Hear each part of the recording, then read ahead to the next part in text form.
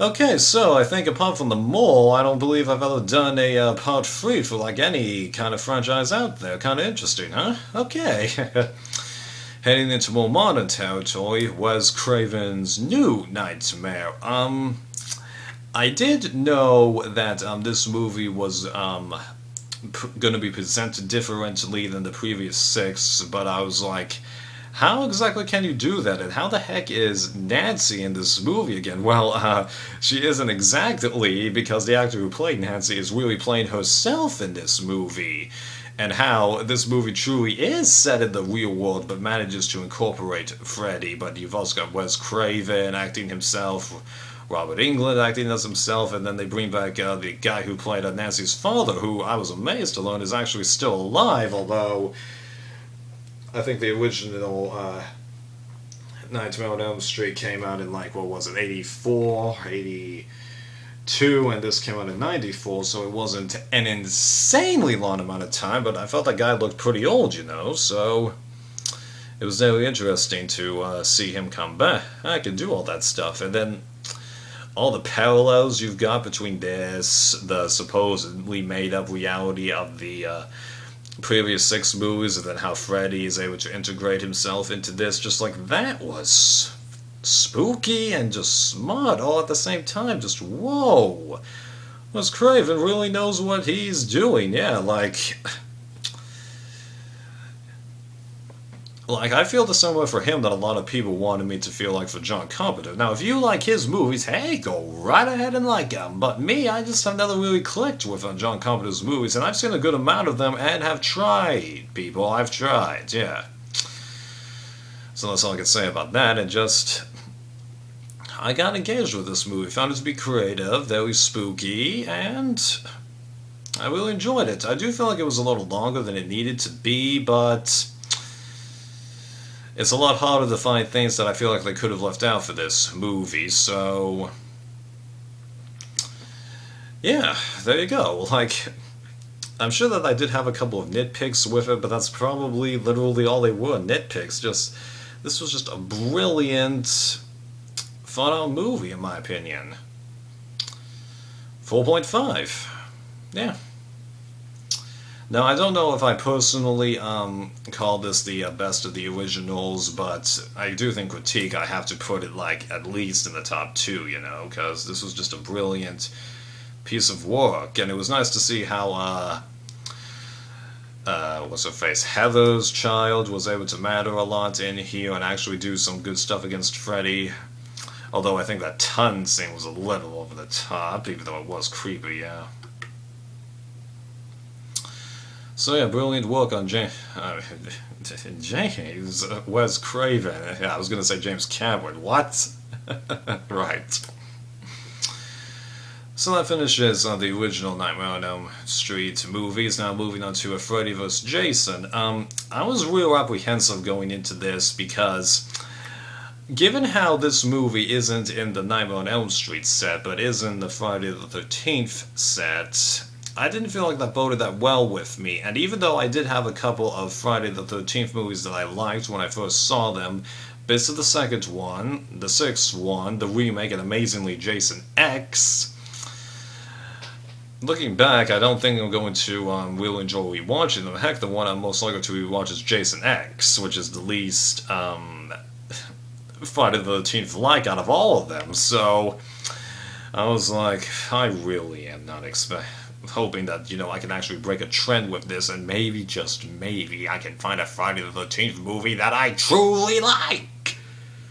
And hope that this fits well with the Nightmare movies. Well, I got a good amount of stuff that I wanted, and some stuff that I didn't, because, let's talk about the feel of this movie and how it's kind of shot. Okay, so if you saw the first part of this, you know how I kind of mentioned that this felt like, a real movie with the whole stuff thrown into it? Well, this kind of felt like Punisher Warzone in a sense, where in many ways it felt like I'm watching a comic book movie based on like the shading of all the backgrounds and then just how everyone looked. Now, some people will argue it's just better filming technology, but it's just how the the shading all worked. I really felt like, with the blue that was done in all kinds of situations, the reds and greens in the dream world, this felt like more a graphic novel brought to life.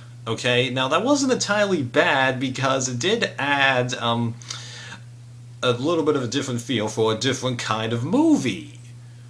Okay, and in a way that did make Freddy and this Jason a little bit more terrifying because you could tell that they take a little bit of a Michael Myers trick and try and either show Jason from farther away, or when you go up close you can't see into the holes of his ice hockey mask, because let's face it, in a couple of the first movies where he did have the hockey mask, you could see his eyes, but once he becomes supernatural, they stopped doing that, justifiably so. So, yeah, that did make this Jason feel different, which I think was good, because had this actor completely imitated what's-his-face, Kane, I can't remember his last name, that would have made people even more annoyed that you had that slap in the face, but I didn't feel like it was completely necessary to replace him, because I'm pretty sure, even though Robert Englund is a very tall person, this actor was either the same height or just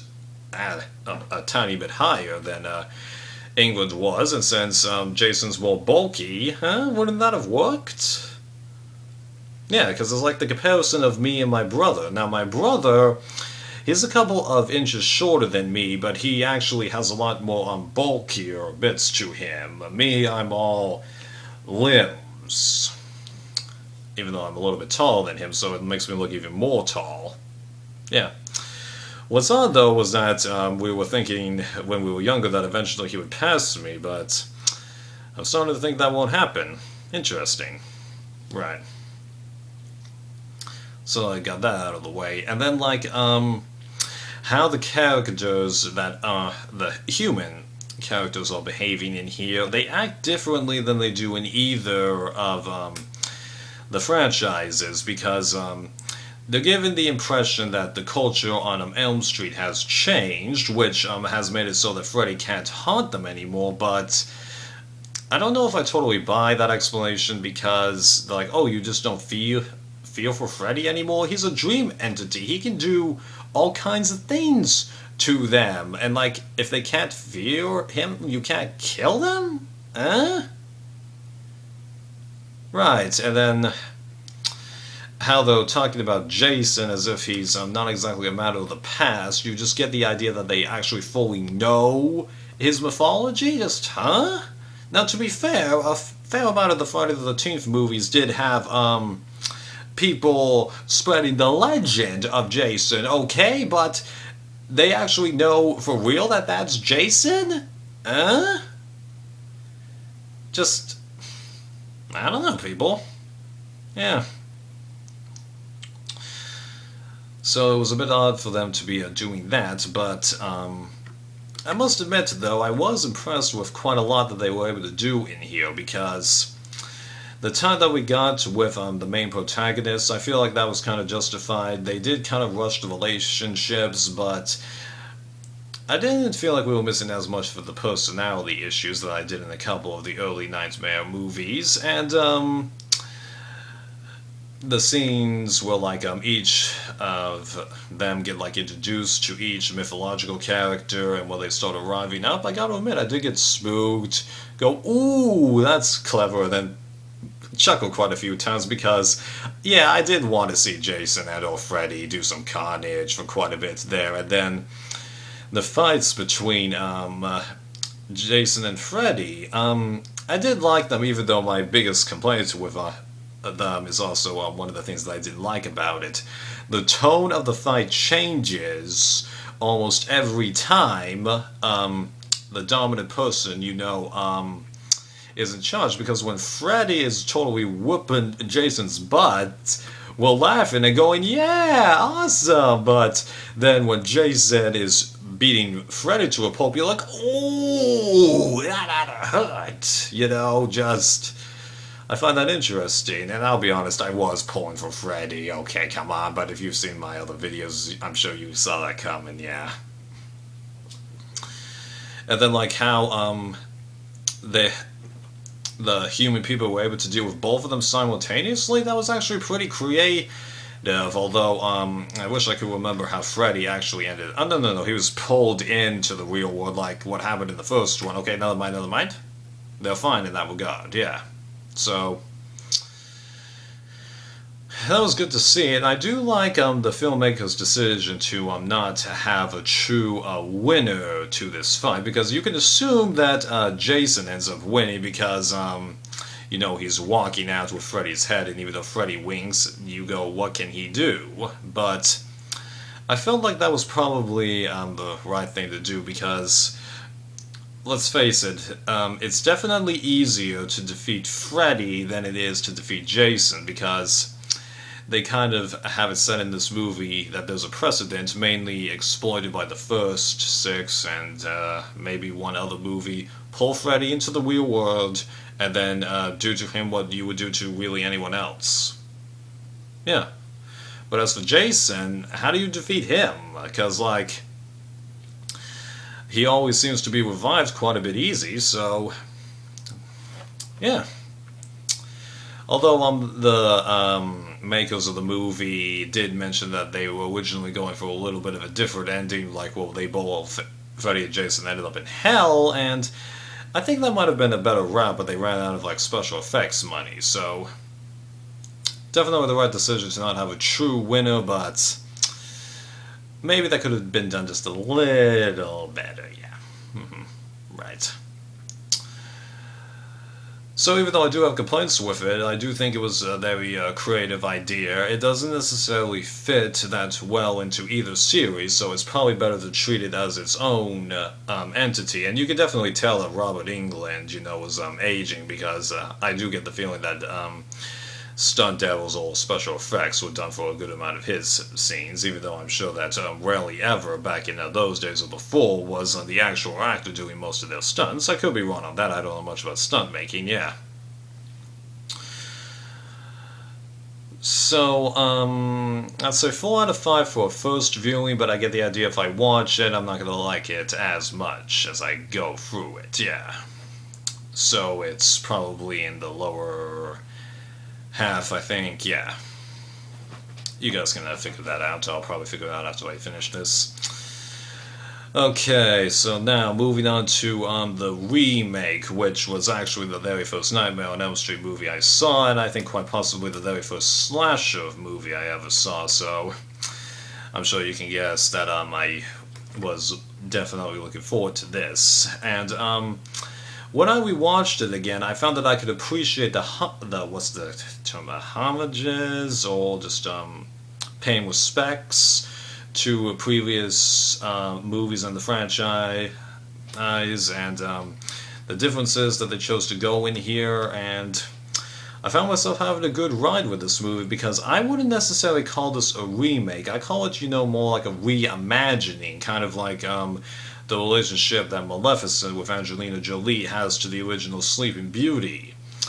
You're taking like the same universe but putting it in a different spin, because in this movie they had what I felt like the first movie was lacking in having, an omnipresent dark feel that made me nervous for these characters, and then actually treating all the characters, at the start of the movie with an almost even amount of possibility to be the last person, because even though sure you've got another version of Nancy, and then you've got another version of what's his face, Dino Brad, and then you've got what's her face, that was the final girl in the remake of Black Christmas. Well, you know who I'm talking about. You wouldn't have really known who will be the final person in this movie, and it was nice to see Freddy treating them all equally, because in here, he's only a rapist, and in many ways, I think that's actually a little bit more effective with having the idea of Freddy coming back, and gives him a much stronger motivation to be getting everyone around this version of Nancy and saving her for last. That fits, and then Hurley as Freddy, just amazing as Freddy. Just, he totally did perfect in the role, albeit the fact that they changed Freddy's origin and then the tone of this movie definitely helped him out. Definitely. Yeah. And like all throughout the movie, I was looking at it going, oh yeah, that's interesting. Yeah, that's interesting how it's different. Possibly you could have done that a little bit differently and that kind of thing. So I had a good ride with it. Now, that's not to say that I don't have complaints with it, okay? Because let's face it, this particular version of Nancy, her personality isn't necessarily the greatest. Now, given the script of this movie, she did kind of have to act that way, but you don't feel as nervous from her because you don't want it to die. It's just you feel a little bit more nervous because it's more of a horror movie, you know, and it's like, well, what the heck is Freddy gonna do to her? Although, given the act she takes towards the end of the movie, I do give the character a little bit more credit, because I did hear from some people that the actor who plays her considered quitting acting after she did this movie, which I'm sure does happen to a lot of actors out there, yeah. I do feel like that this was a pretty long movie, and I'll admit they did kind of do a little too much, you know, sudden teleportation to other areas, because like the over the top, you know, orange shades of like the boiler room and the blue bits that inhabited some of the dream bits did get to me, even though I feel like the movie being shot differently and closer to a graphic novel brought to life was more appropriate for this movie. Right, and I'm sure that there's like 100 other things that I could talk about for this movie, but I think you get the idea, and that I liked a good amount of it. Definitely have gripes with it. If people prefer the original over this, go right ahead. But I happen to bond with this, and goes to prove another standard that if you're going to remake something with Wes Craven, it actually still turns out to be pretty good, even though he didn't have as much influence in this movie compared to Hills Have Eyes and Last House on the Left, yeah. So I'm actually not going to give this movie a rating because I feel I am way too conflicted over it. But suffice to say, I do like it. I plan on rewatching this sparingly as I go back and, you know, rewatch the others, but I do like it. But I do feel like actually it was definitely the right decision to not make a sequel to this, because I just don't feel like it would have worked. Especially since Freddy, right at the end of the movie, comes and kills Nancy's mother. Just really? I mean, like, yeah, that was shocking, but I just don't feel like that would have worked. But I think I'm definitely going to always have a soft spot for this movie, because the first time I saw it, that was one of the scariest bits I've ever been. For either a movie's character, or just wondering what the heck is going to happen next, even though I'm sure I'm going to find other movies that'll probably equal it when I first see them, yeah, I'm sure. Right. I think the original Alien did that when I first saw it, so maybe I'm being unfair. I don't know. Can't remember. I saw that movie when I was pretty young, yeah. I was creeped up for days after I saw that. Probably one reason I prefer Aliens over that. And since I mentioned that I was going to do this in my last DVD video, how do I feel about the making another reboot for the Nightmare on Elm Street movies? Well, I feel like unlike a couple of the other big name franchises, there is potential to come in, give this universe either another reboot or a reimagining, whatever you want to call it, and I just feel like there's more they can do there. Now, I'd like to see Jackie Earle Haley come back, but it is possible to have another actor play Freddy if you can make it work. And how can you make it work? Well, people just gotta bond with him. And even then, given how many times we've had Freddy work, maybe it's time that he doesn't work as well. I don't know. Focus a little bit more on the human side and then Freddy in the background? I don't know. So I'm hoping that and like all other reboots or reimagining of classic slasher bits do well, but nothing that more I can say on this because it's more in the rumor and early production stage, so we sit back and see what happens. And I have seen the documentary Never Sleep Again. Very informative, very helpful to the franchise. You should definitely get it if you haven't. Holy crap, I spent 50 minutes talking about this stuff. Nice.